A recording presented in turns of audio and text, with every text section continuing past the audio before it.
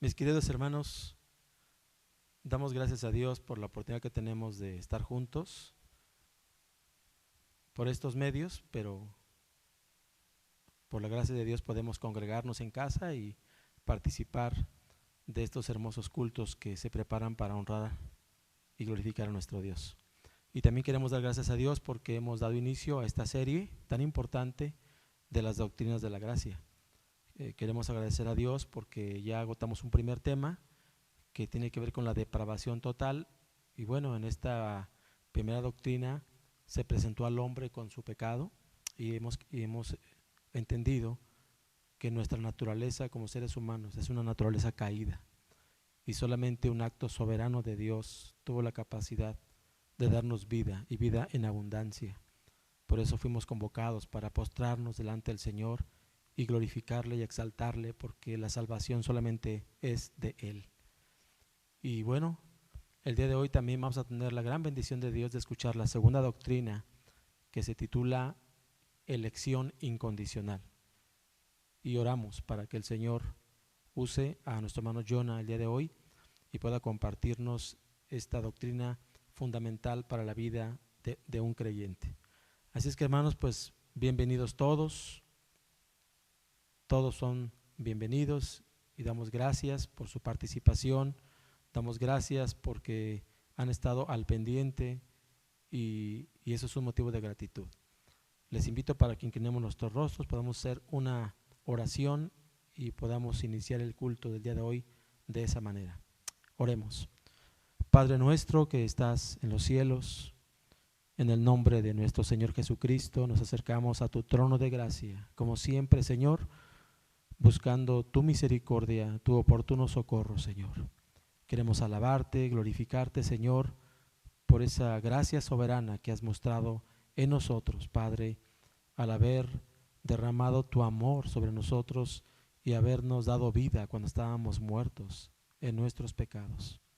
Gracias, Señor, por esa gran bendición que tenemos. Estamos agradecidos contigo, Señor, porque no hay manera de pagar tan gran misericordia, tan gran amor que has mostrado para con tus hijos. Recibe la gloria, Señor, y oramos ahora, Padre, rogándote que te glorifiques con este culto, que te glorifiques con nuestras vidas, Señor, y que el día de hoy, al exponerse tu palabra, Señor, nuestros corazones y nuestra mente estén abiertos para poder escuchar el mensaje de tu palabra, Señor. Edifícanos con tu palabra, guíanos en tu palabra, porque tu palabra es verdad, Señor.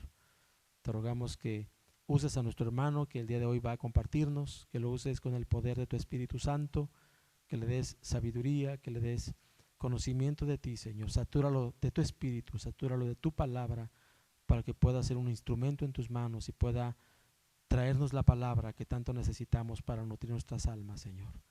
Te damos gracias y nos ponemos en tus manos, en el nombre de Cristo. Amén. Dice la escritura en Apocalipsis 21, verso 3: y oí una gran voz del cielo que decía: he aquí el tabernáculo de Dios con los hombres, y Él morará con ellos, y ellos serán su pueblo, y Dios mismo estará con ellos como su Dios. Enjugará Dios toda lágrima de los ojos de ellos, y ya no habrá muerte, ni habrá más llanto, ni clamor, ni dolor, porque las primeras cosas pasaron. Y hay un lugar celestial reservado para los hijos de Dios. Hay un lugar en los cielos. Cantemos. Hay un lugar al que mi alma anhela tanto por llegar. Una ciudad donde hay descanso y gozo por la eternidad.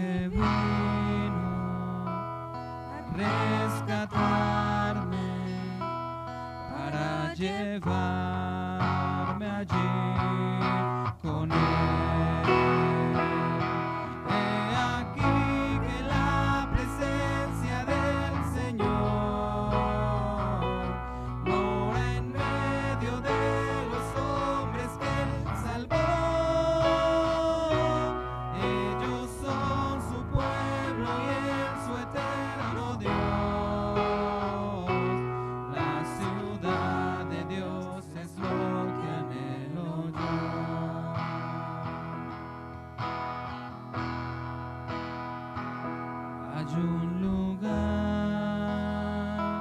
resplandeciente donde no hay más oscuridad,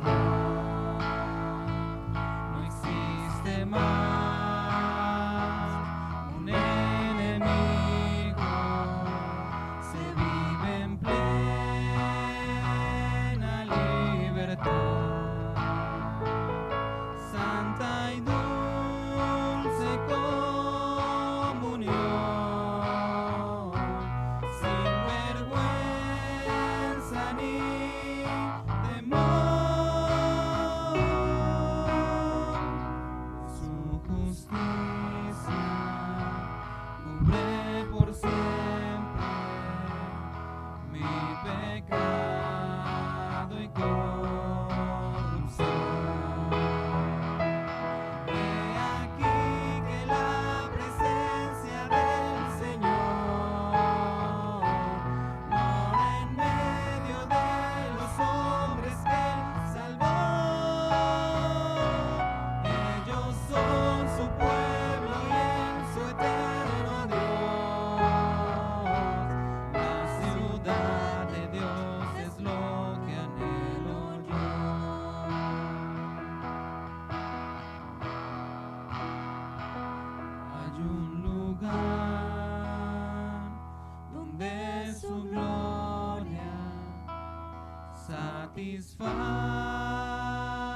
Satisface el corazón,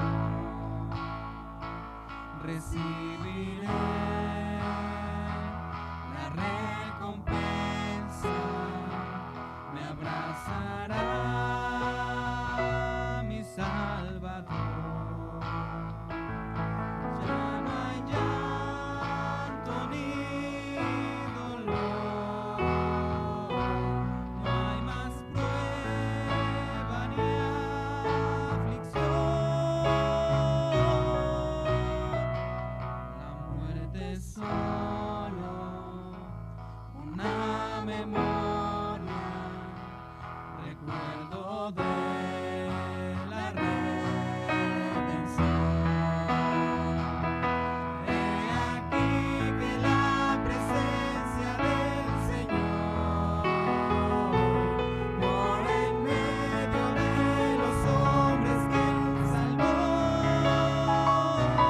Ellos son su pueblo y Él su eterno Dios. La ciudad de Dios es lo que anhelo yo. He aquí que la presencia del Señor mora en medio de los hombres que Él salvó. Ellos son su pueblo y Él su eterno Dios. La ciudad de Dios es lo que anhelo yo. La ciudad de Dios es lo que anhelo yo.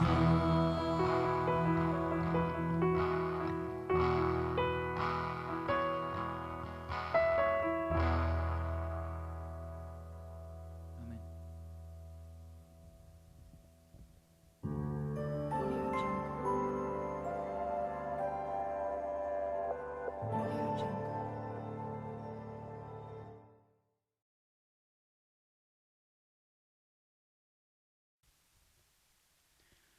Muy buenas tardes, hermanos, con el gusto de saludarles por este medio una vez más.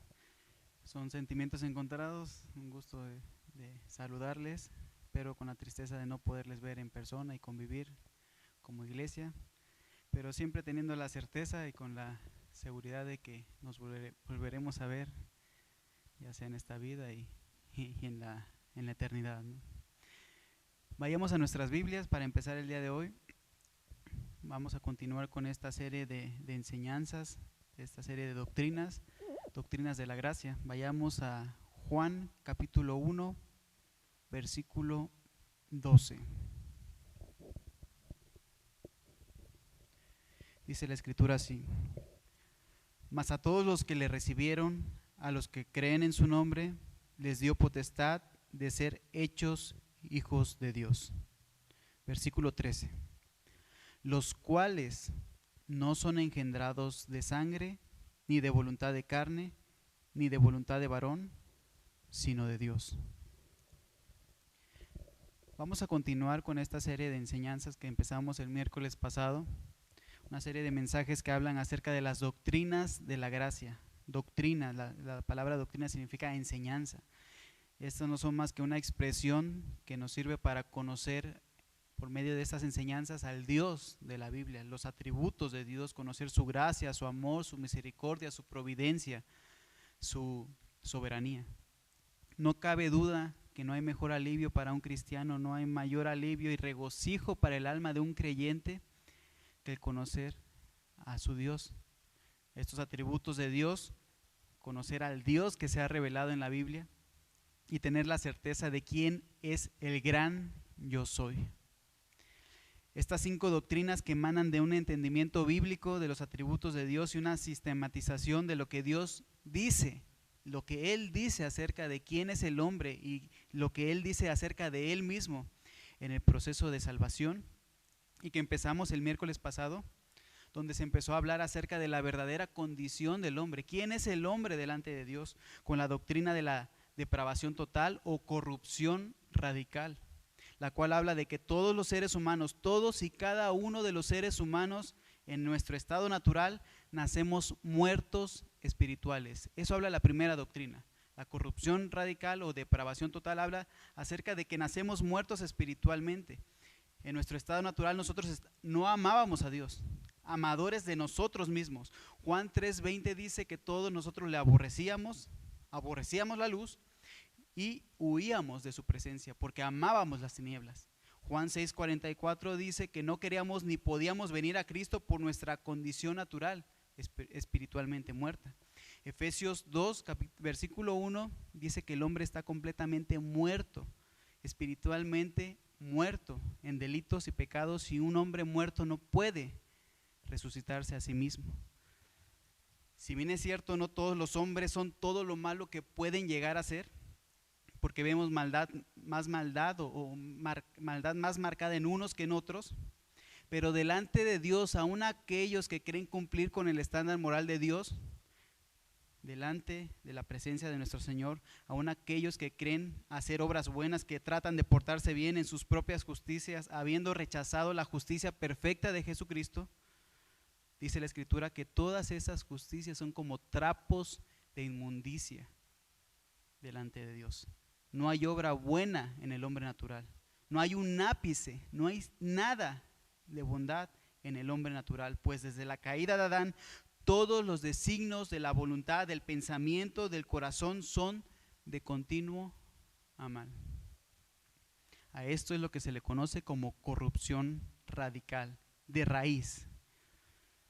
Este es el punto de partida para poder ver con mayor claridad el poder, el amor, la gracia, la misericordia de Dios. Esta doctrina de la corrupción radical es el fondo negro, es ese fondo oscuro. Como cuando uno va a una joyería, le presentan un diamante y necesitan ponerle un fondo para que se pueda percibir de mejor manera ese brillante, ese diamante, se pueda vislumbrar cuán grandioso es, en este caso el Evangelio de Jesucristo, cuán glorioso es nuestro Dios. Necesitamos un fondo oscuro para poder ver de una manera más brillante y que nos haga deslumbrarnos acerca de quién es verdaderamente Dios y qué es lo que ha hecho Dios por nosotros. Entonces, ese fondo negro, ese fondo oscuro, es natural que sea desagradable, que no sea agradable para el orgullo humano, pero es indispensable si queremos siquiera buscar o anhelar glorificar a Dios, que nos lleva a reconocer como consecuencia de ver ese fondo gris y de lo que hace Dios para salvarnos, de reconocerle y de buscar glorificarle y reconocer que solo a Él sea la gloria. El día de hoy hablaremos de la segunda doctrina. Es la continuación no solo lógica, sino también teológica acerca de la salvación del hombre. La segunda doctrina, la elección incondicional, la elección inmerecida, la elección soberana. Hoy hablaremos de que como nadie quiere venir a Cristo, que ya se habló de esto el miércoles pasado, de entre toda la humanidad caída, Dios elige soberanamente personas, sí, de manera soberana e incondicional, para entregarle un pueblo a su Hijo. No porque Dios iba a ver en el futuro quién habría de creer en Jesucristo, no, sino por su propio amor, por amor a su nombre y con el propósito de glorificarse a sí mismo en la salvación de aquellos a quienes Él soberanamente escogió. La elección incondicional. Parece algo complejo a lo mejor entender este concepto que acabo de dar de lo que es la elección incondicional, pero la intención es desarrollar este tema para una comprensión clara, con un sustento bíblico sólido y que no quepa duda de quién elige a quién. ¿Nosotros elegimos a Dios o es Dios quien nos elige a nosotros? Estaremos navegando principalmente por el Evangelio de Juan. Sin embargo, como veremos a lo largo de este tema, toda la Biblia, toda la Escritura habla acerca de esta gloriosa verdad. Lo vamos a ver en diferentes pasajes. Es necesario que mencione que esta enseñanza cabe dentro de una verdad más grande, que es de que Dios es soberano. Esta doctrina de la elección incondicional está dentro de la doctrina de la enseñanza de la verdad de que Dios es soberano sobre su creación. Lo que nos lleva entonces al primer punto de este tema. El primer punto, una elección soberana. Estamos hablando de la doctrina de la elección incondicional. En el primer punto vamos a describir cómo esta elección incondicional es una elección soberana. Sí. Juan capítulo 6, versículo 35. Jesús les dijo: yo soy el pan de vida, el que a mí viene nunca tendrá hambre, el que en mí cree no tendrá sed jamás. Mas os he dicho que aunque me habéis visto no creéis. Todo lo que el Padre me da, todo lo que el Padre me da, vendrá a mí, y el que a mí viene no le echo fuera. Jesús, el pan de vida, el verbo encarnado delante de nosotros. Dice el versículo 36, aunque me habéis visto, una y otra vez me has visto, una y otra vez has escuchado de mí, aunque me habéis visto, no creéis. Versículo 37, todo lo que el Padre me da, vendrá a mí, y el que a mí viene, no le echo fuera. ¿Quién es el que va a ir a Jesucristo? Todo el que el Padre le dé al Hijo, y ese jamás será echado fuera. Hermanos, no hay manera de no ver la soberanía de Dios aquí. Todo el que Dios ha elegido para salvación irá a Él cuando Él quiera y como Él quiera. No hay quien resista su voluntad, dice Romanos 9:19. ¿Quién podrá resistir la voluntad de Dios? Nadie. Dios es soberano con todo acontecimiento, con todo suceso, por pequeño que éste sea. Mateo capítulo 10 dice: ¿qué acaso no se venden 2 pajaritos por una moneda? Con todo, ni uno de ellos cae a tierra sin consentimiento de su Padre. Pues aún los cabellos de ustedes están todos contados. En esas pequeñas cosas Dios sigue orquestando. ¿Cuánto más en la salvación de sus hijos? Dios gobierna sobre toda su creación. Porque tuya es, oh Jehová, la magnificencia y el poder y la gloria y la victoria y el honor, porque todas las cosas que están en los cielos y en la tierra son tuyas. Dice en 1 de Crónicas 29, versículo 11 y 12, tuya, oh Jehová, es el reino y la altura sobre todos los que están por cabeza, las riquezas y la gloria están delante de ti, y tú señoreas a todos, y en tu mano está la potencia, sí, el poder y la fortaleza, y en tu mano la grandeza y la fuerza de todas las cosas. Amén. Y todos podemos decir amén a esto. Todos podemos creer y aferrarnos a esto. El problema surge cuando hablamos de la soberanía de Dios respecto a la salvación de los hombres. Sí, todos aceptan que Dios es soberano sobre la creación. Él ha hecho todo lo que ha querido con lo que es suyo, en los cielos y en la tierra, en los mares y en los océanos. Sin embargo, Cuando se habla de la soberanía de Dios en la salvación del hombre, en la soberanía de Dios sobre la humanidad, ahí no queremos que aplique la soberanía de Dios. Para algunos el hombre que está muerto espiritualmente puede elegir la vida. Para algunos el hombre que es esclavo del pecado puede libertarse a sí mismo y ser verdaderamente libre. Cuando la Escritura habla claramente que no es así. ¿Quién elige a quién? ¿El hombre escoge a Dios o Dios escoge al hombre? Miren, hermanos, este no es un tema escondido en la Escritura,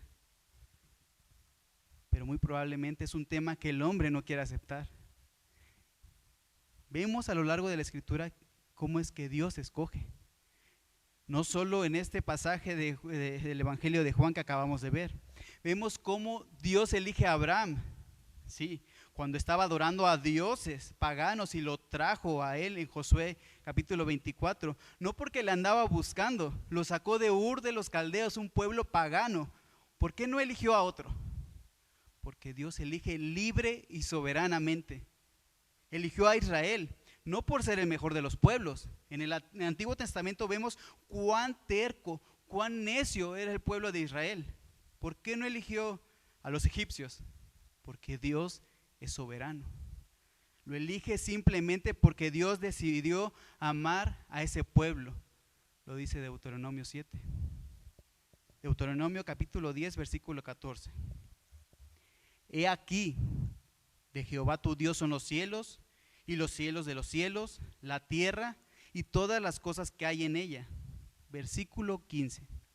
Solamente de tus padres se agradó Jehová para amarlos y escogió su descendencia después de ellos a vosotros de entre todos los pueblos, como en este día.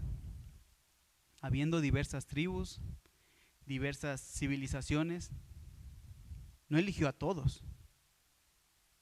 Eligió a un pueblo escogido. Jeremías 31 dice, ese pueblo escogido, con amor eterno te he amado, por tanto te prolongué mi misericordia. No solo eligió un pueblo, eligió a los profetas, Isaías, Ezequiel, Jeremías, vemos a Jonás.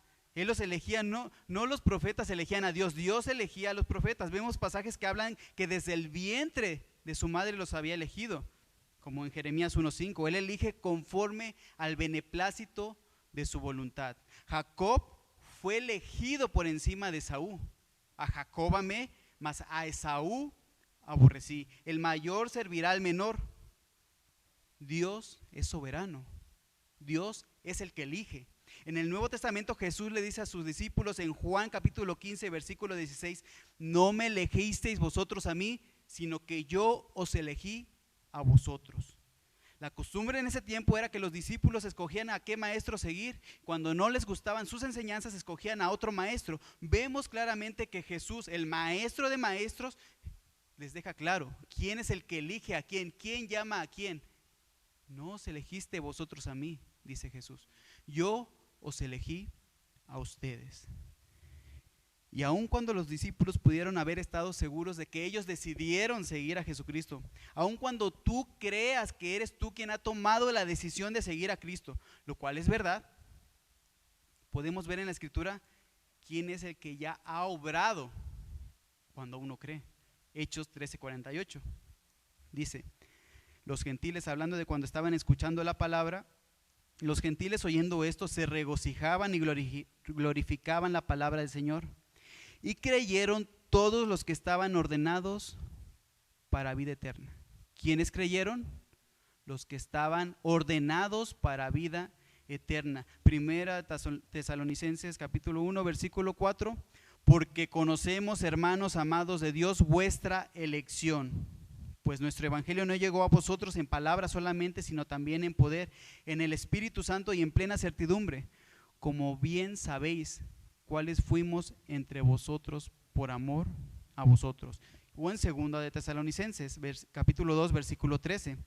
Pero nosotros debemos dar siempre gracias a Dios respecto a vosotros, hermanos amados por el Señor, de que Dios os haya escogido desde el principio para salvación.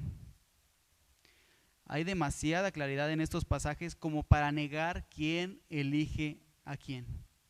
Pero vayamos a Lucas, capítulo 10, versículo 21 y 22. Dice: en aquella misma hora Jesús se regocijó en el Espíritu y dijo: yo te alabo, oh Padre, Señor del cielo y de la tierra, porque escondiste estas cosas de los sabios y entendidos y las has revelado a los niños. Sí, Padre, porque así te agradó. Todas las cosas me fueron entregadas por mi Padre. ¿Qué dice aquí? Y nadie conoce quién es el Hijo sino el Padre, ni quién es el Padre sino el Hijo, y aquel a quien el Hijo lo quiera revelar. A quien al que el Hijo lo quiera revelar. Vemos un Dios soberano. Jesús, el Hijo de Dios, es quien salvará a aquellos que desde antes de la fundación del mundo fueron escogidos como parte de su pueblo, como parte del pueblo de Dios. Juan 10:26, pero vosotros no creéis porque no sois de mis ovejas, como os he dicho. Mis ovejas oyen mi voz y yo las conozco y me siguen, y yo les doy vida eterna y no perecerán jamás, y ni nadie las arrebatará de mi mano. Mi Padre que me las dio es mayor que todos, y nadie las puede arrebatar de la mano de mi Padre. Una elección soberana de principio a fin. Vosotros, dice el versículo 26, ¿por qué no creéis? Porque no sois de mis ovejas. Dios es soberano de principio a fin, desde antes de la fundación del mundo, en la cruz del Calvario y en la eternidad en su presencia. La salvación de principio a fin es del Señor. Podemos tener la certeza, podemos decir con certeza, como dice Jonás 2:9, la salvación es de Jehová. ¿Qué acaso esto será injusto? Esto nos lleva al siguiente punto. Más bien, esto es necesario. Una elección necesaria. Juan capítulo 6, versículo 44, dice: ninguno puede venir a mí si el Padre que me envió no lo trajere. Y dijo, versículo 65, repite este mismo texto. Y dijo: por eso os he dicho que ninguno puede venir a mí si no le fuere dado por el Padre. Observemos atentamente este versículo. El primer elemento de esta enseñanza es una negación universal, es decir, la palabra ninguno, ¿qué quiere decir? Ninguno. Incluye a todos, es decir, ninguno puede venir a mí, no permite una excepción en alguna parte o pueda decir, bueno, sí, alguno pudiera ir a él. Ninguno puede venir a mí. La siguiente palabra es crucial, es la palabra puede. Ninguno puede. Esto quiere decir o tiene que ver con la capacidad. Ninguno tiene la capacidad de ir a Jesucristo si el Padre no lo ha elegido desde antes de la fundación del mundo. No con permiso, sino con capacidad. Ninguno puede. En este pasaje Jesús no está diciendo a nadie se le permite venir a mí. No es lo que está diciendo en este texto. Lo que está diciendo es que ninguno es capaz de venir a mí. Ninguno puede. La siguiente palabra en el pasaje también es vital. Ninguno puede venir a mí, sino se refiere a lo que llamamos una condición necesaria, es decir, se necesita cumplir con algo. Una condición necesaria se refiere a algo que debe ocurrir antes de que pueda ocurrir tal cosa. Es decir, el significado de las palabras de Jesús es claro. No es posible, no hay posibilidad alguna de que un ser humano vaya a Cristo si no ocurre algo antes, es decir, le fuere dado por el Padre. Esta condición es necesaria, declara nuestro Señor Jesucristo.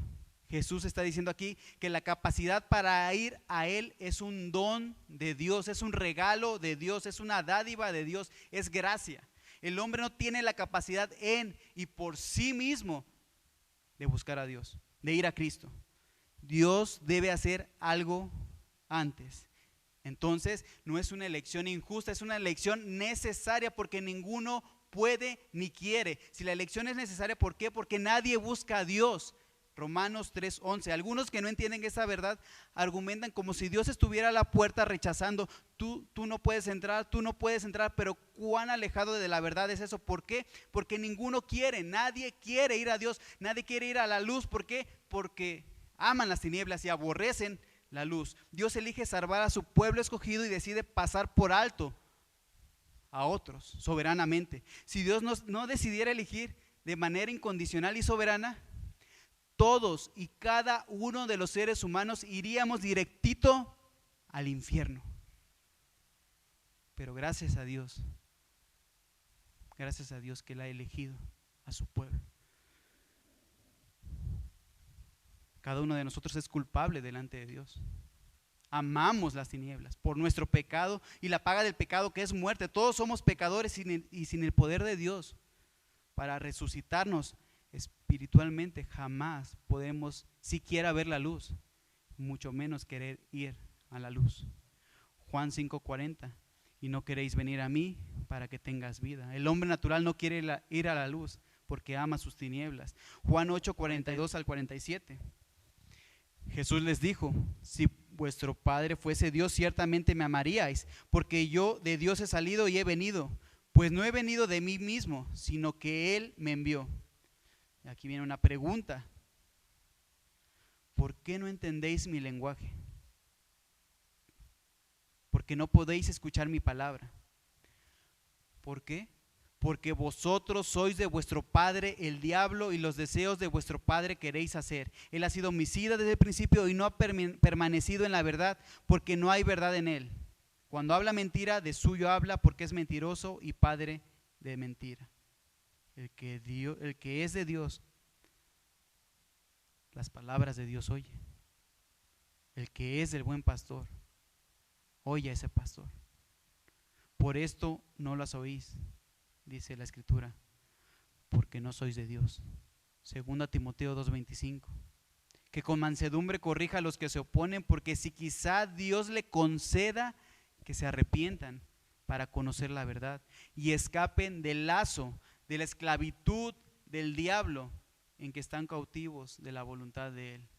Todos en nuestra condición natural, como ya vimos el miércoles pasado, somos esclavos, estamos muertos espiritualmente y no podemos salir de esa cautividad por nosotros mismos. Romanos 8:7. Por cuanto los designios de la carne son enemistad contra Dios, porque no se sujetan a la ley de Dios, ni tampoco pueden. Vimos que esta elección incondicional es una elección necesaria para el ser humano.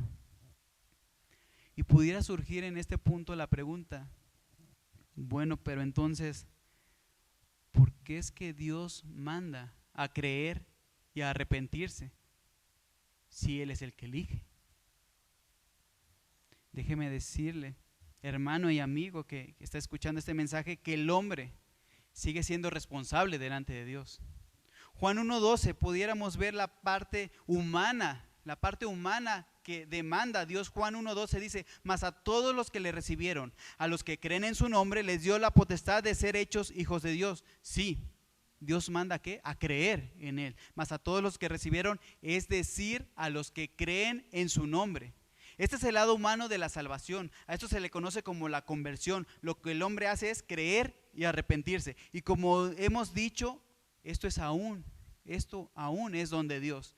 Nosotros somos los que debemos creer y arrepentirnos. Dios no es el que cree y se arrepiente. Nosotros somos los que debemos creer y arrepentirnos. Pero es Dios quien ha puesto en nosotros el querer como el hacer. La responsabilidad del hombre, ¿cuál es?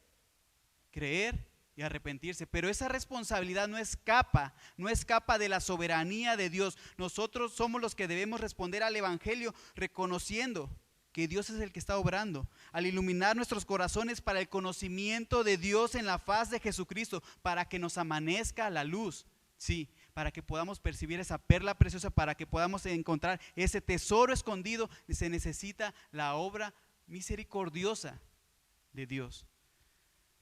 Dios nos ilumina y nosotros creemos, y lo vemos claramente en este mismo pasaje, de hecho, porque muchas veces se arguye acerca del decisionismo, acerca de la decisión que tiene el hombre, la capacidad que tiene el hombre para decidir en este versículo 12. Pero ¿qué dice el versículo 13?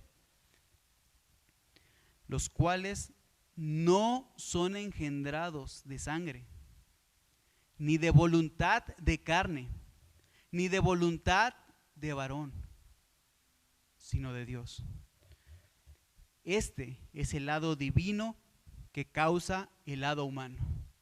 No somos engendrados de sangre. Habla del nuevo nacimiento que da Dios, que no viene de un nacimiento carnal, es un nacimiento espiritual. 3 negaciones aquí vemos que dejan claro de dónde no viene. No son engendrados de sangre, ni de voluntad de carne, ni de voluntad de varón. No son engendrados de sangre. Es decir, que aunque hayas nacido en la familia más cristiana, tus padres sean los mejores cristianos, que sean los más espirituales, eso a ti no te hace cristiano. Por más espirituales que sean ellos, por más devocionales que sean, por más devotos, por más religiosos, tú no eres hijo de Dios a menos que no nazcas de nuevo, de Él, de Dios.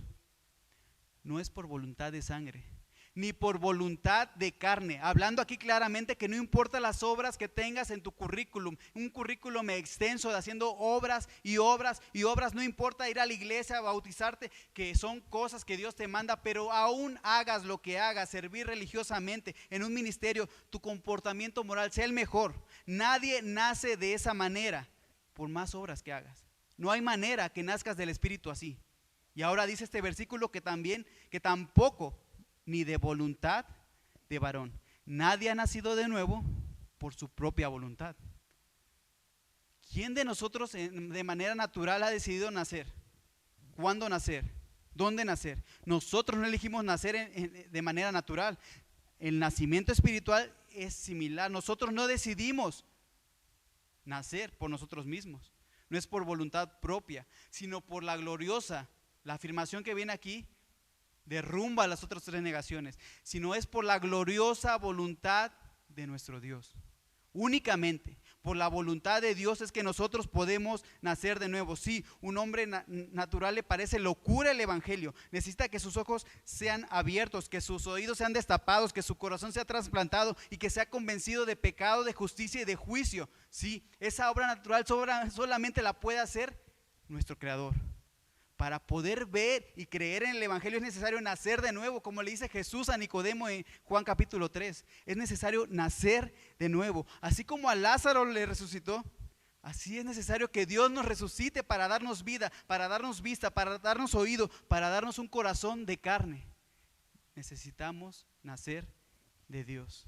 Deuteronomio 36: y circuncidará Jehová tu Dios tu corazón y el corazón de tu descendencia, para que ames a Jehová tu Dios con todo tu corazón y con toda tu alma, a fin de que vivas, de que tengas vida. Ese es el mayor milagro que podemos disfrutar. Es el mayor milagro que podemos percibir en esta vida. No es la sanidad. No es el que se solucione este problema. No es que te llegó un bono o encontraste el mejor trabajo del mundo. Que son cosas buenas y que son buenas dádivas de Dios. Pero el mayor milagro que vamos a poder disfrutar en esta vida es ver cómo personas que estaban muertas en delitos y pecados, aborrecedores de Dios, pasan a ser adoradores en espíritu y en verdad del único Dios verdadero. Personas con una vana manera de vivir pasan a vivir para la gloria de Dios. Ese es el mayor milagro que vamos a poder percibir en esta vida. Dios es soberano. La elección de Dios no escapa de esa soberanía. La elección es soberana. Él elige a su pueblo. Y en este punto hemos visto que es necesaria, pues nosotros en nuestro estado natural hay una incapacidad de buscar genuinamente a Dios. Lo que trae como consecuencia el tercer y último punto: una elección inmerecida. Una elección soberana, una elección necesaria, pero también una elección inmerecida. Y es inmerecida porque no es dada por méritos propios. Quiero aclarar que la Biblia enseña que Dios no obra al azar, que si hay una causa por la cual eligió a uno y no eligió a otro, pero esa causa no está en nosotros. Esa causa es por el puro afecto de su voluntad. La causa está en Dios, no en nosotros. Efesios capítulo 1, versículo del 3 al 6. Bendito sea el Dios y Padre de nuestro Señor Jesucristo, que nos bendijo con toda bendición espiritual en los lugares celestiales en Cristo, según nos escogió en Él antes de la fundación del mundo, para que fuésemos santos y sin mancha delante de Él, en amor habiéndonos predestinado para ser adoptados hijos suyos por medio de Jesucristo, según el puro afecto de su voluntad, para alabanza de la gloria de su gracia. En Él asimismo tuvimos herencia, habiendo sido predestinados. A algunos no les gusta esta palabra, pero es una palabra bíblica. Predestinados conforme al propósito del que hace todas las cosas según el designio de su voluntad, a fin de que seamos para alabanza de su gloria. Es decir, el motivo por el cual Dios elige a alguien no está en nosotros, está en Dios. Sí, no hay nada de qué jactarse. Si tú eres cristiano, no hay nada de qué jactarse porque fuimos elegidos por Dios. No por ser mejores, sino por pura gracia. Y lo vemos a lo largo de la Escritura, la salvación es por gracia. Sí, porque por gracia sois salvos, por medio de la fe. Y esto no es de nosotros, sino es un don de Dios. De hecho, la palabra gracia, por definición, implica que no hay mérito alguno en alguno de nosotros, que somos creyentes, somos cristianos. Hechos 18:27. Y queriendo él pasar a Acaya, los hermanos le animaron y escribieron a los discípulos que le recibiesen. Y llegando él allá, fue de gran provecho a los que por la gracia habían creído. La dificultad para creer esta enseñanza gloriosa radica en que creemos que nosotros somos el fin en sí mismo. Es decir, que todo gira alrededor de nosotros, de la humanidad. El antropocentrismo, es decir, centrado en el hombre todo, una perspectiva errada acerca de lo que enseña la Escritura, sí. La dificultad para aceptar que Dios es el que elige según el puro afecto de su voluntad para la alabanza de la gloria de su gracia, es porque nosotros queremos la gloria. Por eso se nos dificulta aceptar esta gloriosa doctrina, cuando vemos en la Escritura que nosotros no somos el fin es la gloria de Dios. Y entonces pudieran surgir más dudas y más inquietudes. ¿Qué hay de los que se pierden? ¿Por qué es que se pierden? Juan 3:17.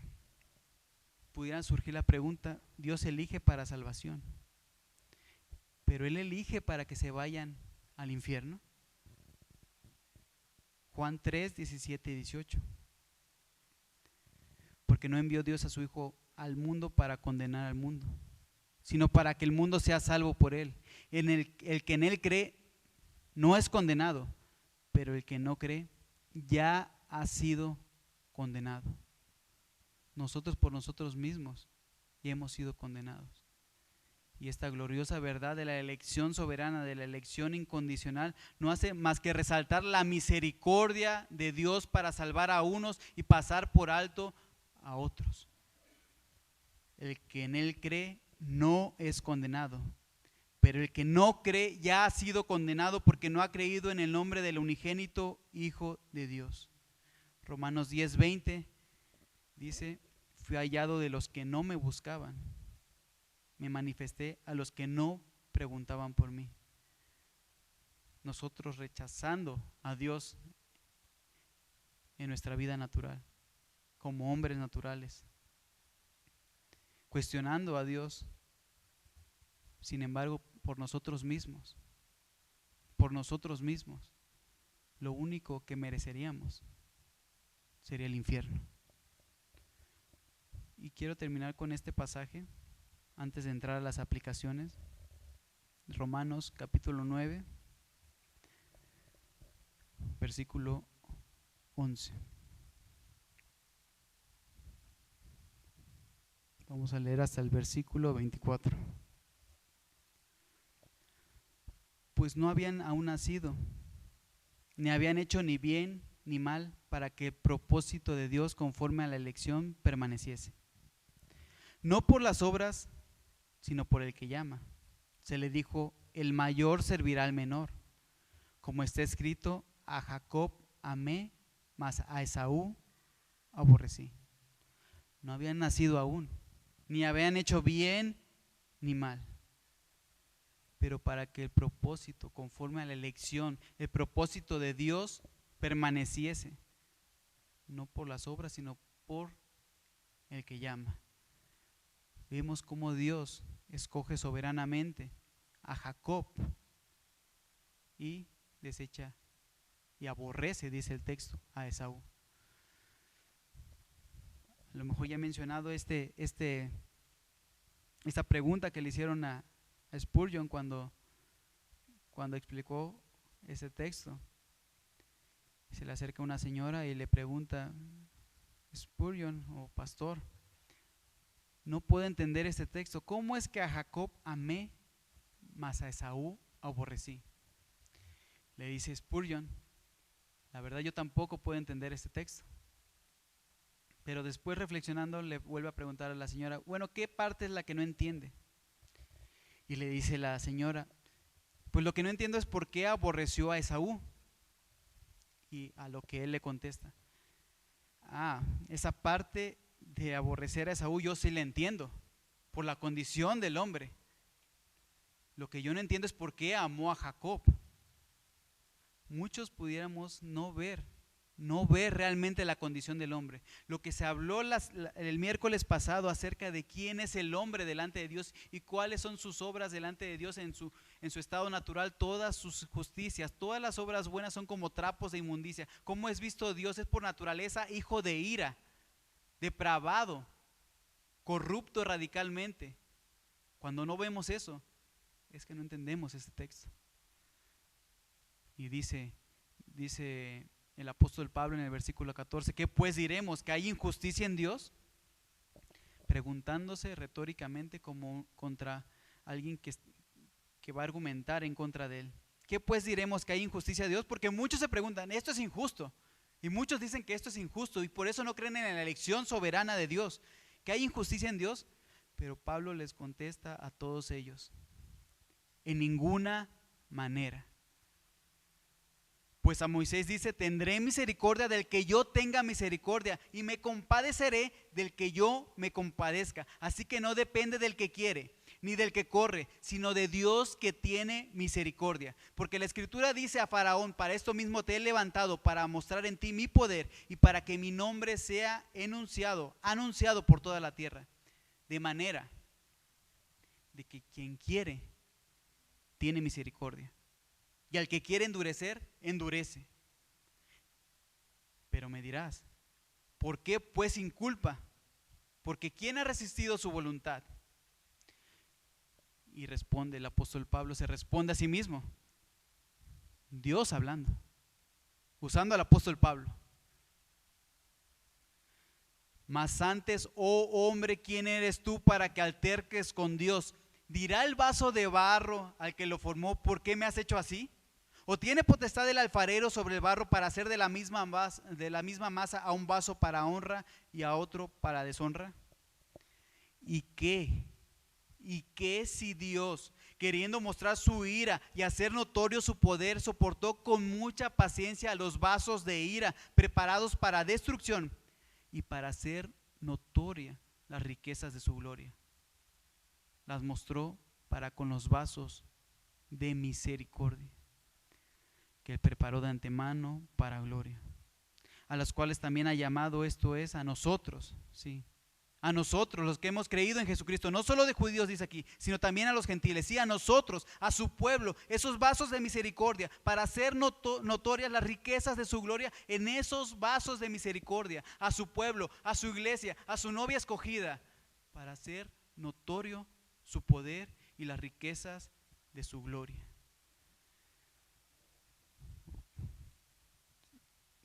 Con esta gloriosa doctrina no puede dejar de moverse nuestro corazón al saber lo que ha hecho Dios por su pueblo, por su iglesia, por su pueblo elegido. Antes de entrar a la serie de aplicaciones, una breve aplicación aquí acerca del inmerecimiento de la salvación, de la elección. A veces como hermanos, aún hermanos en la fe, se quejan porque comentan no merecer eso que les está sucediendo. No merecen que Dios le trate así, no merecen que la vida le trate así, no merecen que le suceda esto. Y pueden arguir y pueden argumentar acerca de que son buenas personas, que se han esforzado, que han hecho esto, que han hecho el otro, que le han servido fervientemente al Señor y no saben por qué está sucediendo esta situación, que no se merecen eso. Yo no merezco que el Señor me trate así, pueden llegar a pensar o a decir. Pero hermano, si vemos estas gloriosas doctrinas, si creemos que por lo que hemos hecho, por lo que hemos abandonado, si creemos que por nuestras obras, por nuestro arduo servicio, nos hemos hecho merecedores del favor de Dios, déjame decirte que por nosotros mismos lo único que podemos hacernos merecedores es el infierno. Es por gracia que nosotros podemos estar en el Señor. No por nuestras fuerzas, no es por nuestras obras. Estamos en las manos de Dios. Todos y cada uno de nosotros. Toda la humanidad, todo el hombre, toda persona está en manos de Dios. Y Dios no tiene ninguna razón, ningún motivo que emane de nosotros mismos, de nuestros méritos, para que nosotros que estamos en la mano de Dios, Dios nos decida voltear su mano y enviarnos al infierno a todos. Pero Dios en su misericordia ha decidido salvar a su pueblo. Desde antes de la fundación del mundo eligió un pueblo para ser redimido, para ser salvado, para que estemos en Él, en su presencia, alabándole y glorificándole. La elección, sí, es para salvación, mas déjeme decirle que la elección no es la salvación. Dios ha escogido desde antes de la fundación del mundo para ser salvos. Pero uno es salvo en el momento en el que cree en el Señor Jesucristo y se arrepiente de sus pecados. Y al contrario de lo que muchos pudieran llegar a pensar acerca de esta doctrina, que exalta la gloria de Dios, esta doctrina de la elección incondicional promueve el verdadero evangelismo. Sí, al contrario de lo que muchos pueden pensar, bueno, si creen que son escogidos, ¿para qué se predica el evangelio? Sí, este promueve el verdadero evangelismo, no en el basado en métodos para ganarse a las personas, no, sino en la predicación del verdadero evangelio, sino que descansa en el verdadero poder que tiene el evangelio y que pone la confianza de que al predicar el verdadero evangelio, aquellos que son ordenados para vida eterna creerán. Sí, en su tiempo creerán, porque Dios es quien convence. No debemos dejar de predicar el evangelio, porque así como Él ya lo ha decretado todo y nada escapa de su voluntad y su consejo es inmutable, Él no cambia, Él ha determinado todo, sí, Él ha escogido desde antes de la fundación del mundo, sí, también, pero también ha determinado el instrumento por el cual va a salvar a cada uno de los pecadores, a cada uno de su pueblo que va a salvar. Él ha determinado cuál es el instrumento: la predicación del evangelio, el poder de Dios para salvar a todo aquel que en Él cree. Porque ¿cómo pues invocarán a aquel en quien no han creído? ¿O cómo creerán en aquel en quien no han oído? ¿Y cómo irán sin haber quien les predique? Entonces nosotros sí tenemos que seguir la voluntad revelada del Señor, predicar el evangelio, mientras descansamos en que el Señor va a cumplir sus decretos eternos. Dice Deuteronomio 29:29, nosotros no vamos a andar buscando quién es escogido o no. Nosotros vamos a predicar el evangelio y los que son escogidos van a creer en el evangelio. Las cosas secretas pertenecen al Señor nuestro Dios, pero las reveladas son para nosotros y para nuestros hijos para siempre, a fin de que cumplamos todas las palabras de esta ley. Quisiera entrar a las aplicaciones finales. Primero a aquellos que nos están viendo, que están viendo este mensaje y que no han creído en Jesucristo y que pudieran escuchar este tema y pudieran decir, bueno, pues entonces yo seré un elegido, no ser un elegido. Aquellos que están escuchando por primera vez, a lo mejor, un mensaje de la Biblia. Te digo que si no has creído en Jesucristo como tu único y suficiente Salvador y dador de verdadera vida, y que has visto en tu corazón que realmente no amas la voluntad del Rey soberano, que crees que en tu propia justicia te puedes presentar bien delante de Dios, te digo que tenemos sí un Dios soberano y que Él ha establecido que el hombre muera una sola vez y después de esto el juicio.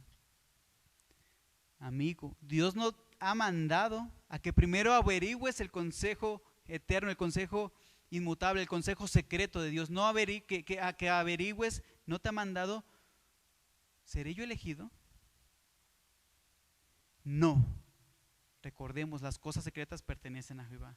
Lo que Dios sí te ha mandado es a que creas en Jesucristo y te arrepientas de tu pecado, a que puedas ver en la Biblia, ¿sí?, que Dios se ha revelado a sí mismo como amor, sí, misericordioso también, pero también es santo y justo, y que no dará por inocente al culpable. Dios también ha revelado claramente en su palabra que sin Cristo somos por naturaleza hijos de ira. En nuestro estado natural somos hijos de ira, esclavos del pecado, somos pecadores, que no hay justo ni aun uno, no hay quien entienda, y que se merece un castigo y un pago, la muerte eterna, la condenación eterna. Pero también Dios ha revelado claramente en su palabra que es Jesucristo el sustituto de todo aquel que cree en Él.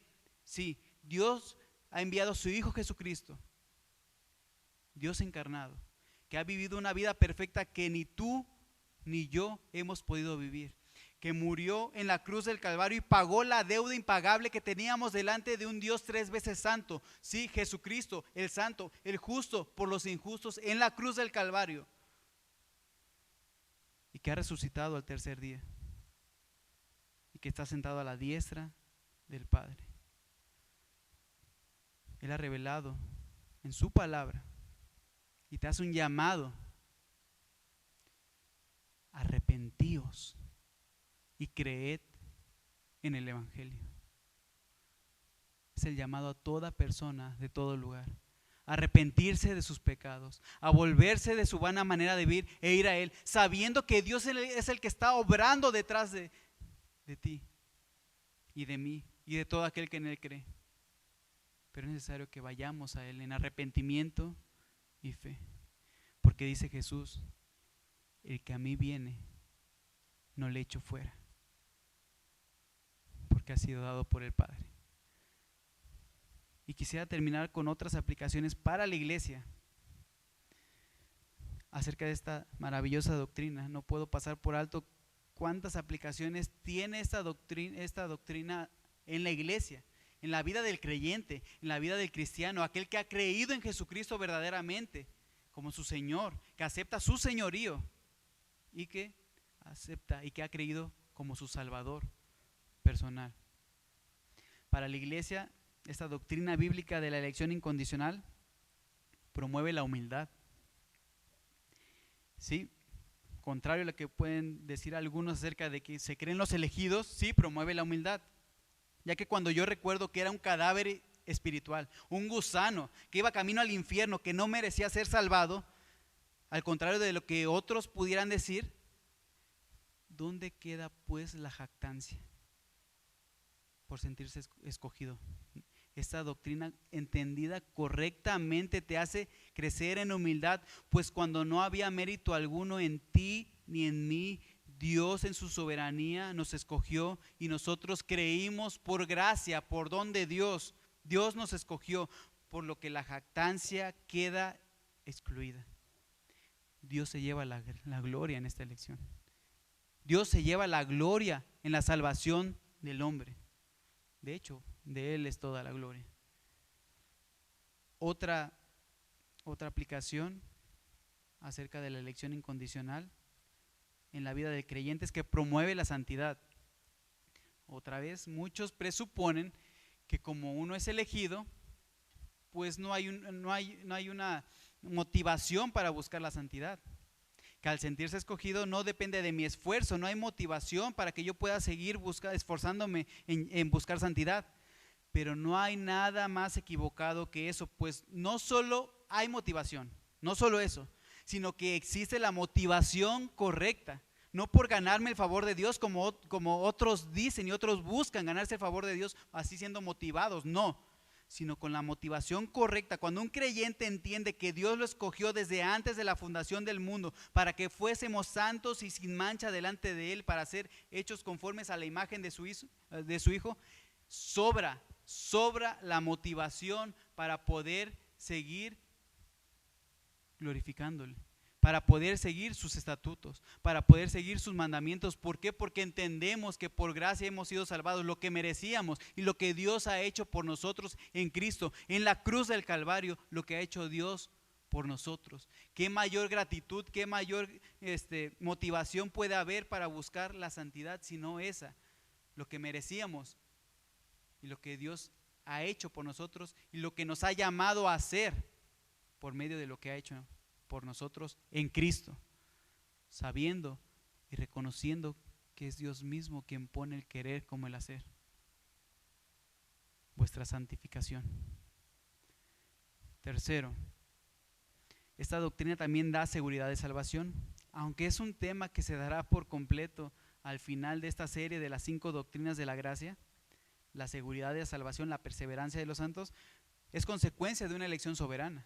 Es consecuencia, ya que nuestra salvación depende de un Dios que ha determinado darle un pueblo a su Hijo y que nadie podrá arrebatarle de su mano a ninguno de ese pueblo elegido. No hay forma, no hay manera alguna de que cada uno de por los cuales pagó Jesucristo en la cruz pueda perderse, pues su deuda fue cancelada en la cruz y nadie puede acusarles. Con amor eterno, dice la Escritura, con amor eterno, dice Dios que ha amado a su pueblo. Pues, si eres un hijo de Dios, tienes la certeza que ni la enfermedad, ni un virus, ni bacterias, ni el desempleo, ni la prueba más difícil te podrá separar del amor de Dios que es en Cristo Jesús. Porque eres parte de su pueblo, si has creído en Jesucristo, si estás en Cristo, si verdaderamente has ido en arrepentimiento, no hay manera alguna de que te pueda separar del amor de Dios que es en Cristo Jesús. Y por último, quisiera mencionar que esta doctrina también claramente promueve la gloria de Dios y no la gloria del hombre. Porque no depende del que quiere ni del que corre, sino del que Dios tiene misericordia. Toda la gloria en la salvación de pecadores culpables depende y le pertenece únicamente y exclusivamente a nuestro Dios. Y podemos decir, como dice Pablo, el apóstol, en Romanos 11:33, oh profundidad de las riquezas de la sabiduría y de la ciencia de Dios, cuán insondables son sus juicios e inescrutables sus caminos. Porque ¿quién entendió la mente del Señor? ¿O quién fue su consejero? ¿O quién le dio a él primero para que le fuese recompensado? Porque de él y por él y para él son todas las cosas. A él sea la gloria por los siglos. Amén. Y por último, quisiera terminar con esta maravillosa aplicación que tiene para nuestras vidas esta doctrina. Esta doctrina debe regocijar nuestros corazones,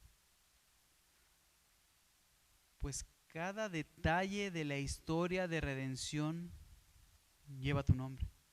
Como cuando Dios ordenó a Noé hacer el arca para preservar un pueblo, ¿sí? Un pueblo escogido que iba a ser salvado, escogido desde antes de la fundación del mundo. O cuando a Moisés manda cruzar el mar, ¿sí? Para que de ahí saliese la descendencia del Mesías y salvar a su pueblo, ¿sí? Para salvar un pueblo elegido de todas las naciones, tribus, pueblos y lenguas de todos los tiempos, ¿sí? Tú estás ahí. Tú estás estás ahí. Elegido ¿para qué? Para la alabanza de la gloria de su gracia, para postrarnos en adoración delante de un Dios 3 veces santo, para adorar a nuestro Salvador, a nuestro Rey de Reyes. ¿Por qué? Porque para eso nos escogió, para la alabanza de la gloria de su gracia, reconociendo que la salvación le pertenece única y exclusivamente a Él, no solo en este espacio temporal en el que vivimos, aquí no, sino en el cual es obligatorio que le glorifiquemos, sino también Jesucristo eligió un pueblo para que le alabe por los siglos de los siglos, de los siglos, de los siglos, nosotros glorificando al Señor desde que nos liberta de la esclavitud del pecado hasta la eternidad en su presencia. Sí, mi hermano, mi hermana, la Biblia enseña que ya es un hecho que estaremos en su presencia con una adoración perfeccionada, sin pecado, y el apóstol Juan lo narra en este pasaje. Apocalipsis 7:9 dice: después de esto miré y he aquí una gran multitud, la cual nadie podía contar, de todas naciones, de toda tribu y pueblos y lenguas, que estaban delante del trono y en la presencia del Cordero, vestidos de ropas blancas con palmas en las manos, y clamaban a gran voz diciendo, ¿qué decían? La salvación pertenece a nuestro Dios que está sentado en el trono y al Cordero. Y todos los ángeles estaban en pie alrededor del trono y de los ancianos y de los 4 seres vivientes, y se postraron sobre sus rostros delante del trono y adoraron a Dios, diciendo: amén, amén. La bendición y la gloria y la sabiduría y la acción de gracias y la honra y el poder y la fortaleza sean a nuestro Dios por los siglos de los siglos. Amén. Si tú has creído en Jesucristo como tu Señor, como tu Salvador, tú estás aquí. Esta visión del apóstol Juan, todas esas personas que no se podían ni contar, esa gran multitud de toda nación, de toda tribu, de todo pueblo, de toda lengua, de todo tiempo. Si tú has creído en Jesucristo, tú estás en esta visión del apóstol Juan, porque a los que antes conoció, a estos predestinó para que fuesen hechos conforme a la imagen de su Hijo. Sí, y a esos mismos que conoció, a esos que justificó, a esos que salvó, a esos que amó desde antes de la fundación del mundo, a esos mismos también Él glorificó. Demos gracias a Dios por cuán gloriosa salvación, por cuán gran misericordia ha mostrado para con nosotros. No queda otra cosa más que postrarnos en adoración y dar gracias a nuestro Salvador por lo que ha hecho por nosotros. A Él sea la gloria, toda la gloria sea para Él, hermanos. Oremos. Oh Padre Santo, alabado sea, Señor. Gracias, gracias, gracias. Oh, cuánto amor has mostrado para con pecadores culpables, merecedores de la ira justa y santa tuya, Padre. Pero así te agradó, oh Padre, salvar a un pueblo. Nos has rescatado, nos has salvado, nos has elegido. Ayúdanos, Padre, para poder ver cuán gloriosa salvación nos has dado, cuán inmerecedores somos de esta salvación, y poder vivir como consecuencia, en gratitud, en alabanza, en adoración, postrados delante de ti, cada día ver al despertar, al salir a trabajar, al estudiar tu palabra, al buscar honrarte. Sabemos que no lo haremos como lo mereces, Señor, pero ayúdanos a glorificar tu nombre en cada cosa, en cada pensamiento que sale de nuestra mente, en cada deseo que sale de nuestro corazón. Perdónanos, Padre. Ayúdanos a ver cada día y en cada momento esta gloriosa salvación para que podamos buscar honrarte y glorificarte. Gracias, Señor. Gracias, Padre. Perdónanos. Perdónanos porque a veces nos creemos merecedores. Constantemente nos creemos merecedores. Vivimos inconformes con lo que nos has dado. No percibimos, oh, cuán gloriosa salvación nos has dado, Señor. Ayúdanos a que nuestra mente sea iluminada por tu Santo Espíritu y que tu Espíritu Santo siga obrando en nosotros, así como obró, porque sabemos que el mismo poder que obró en Jesucristo para levantarle de los muertos es el que opera en nosotros y operó en nosotros para levantarnos y darnos vida. Ayúdanos, Padre, a que siga obrando en nosotros para crecer en santidad, para crecer conforme a la semejanza, a la imagen de tu Hijo Jesucristo, porque para eso hemos sido llamados, Padre. Ayúdanos a que en estos tiempos de crisis podamos glorificarte aún más, porque sabemos y reconocemos que aún a tu pueblo, a los que te aman, todas las cosas les ayudan a bien, Señor.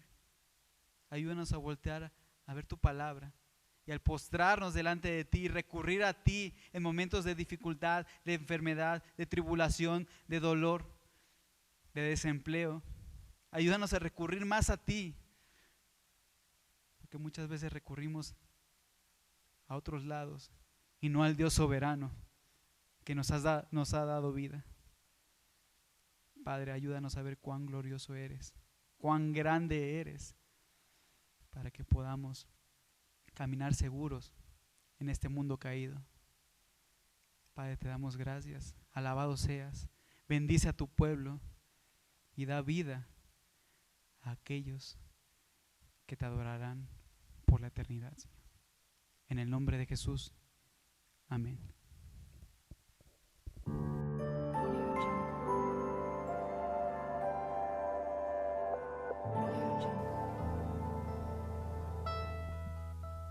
Dice la Escritura en Salmo 46:10: Estad quietos y conoced que yo soy Dios. Seré exaltado entre las naciones, enaltecido seré en la tierra. Amado hermano, la salvación es del Señor, y aunque se levanten males, tempestades, la salvación es del Señor. Cantemos.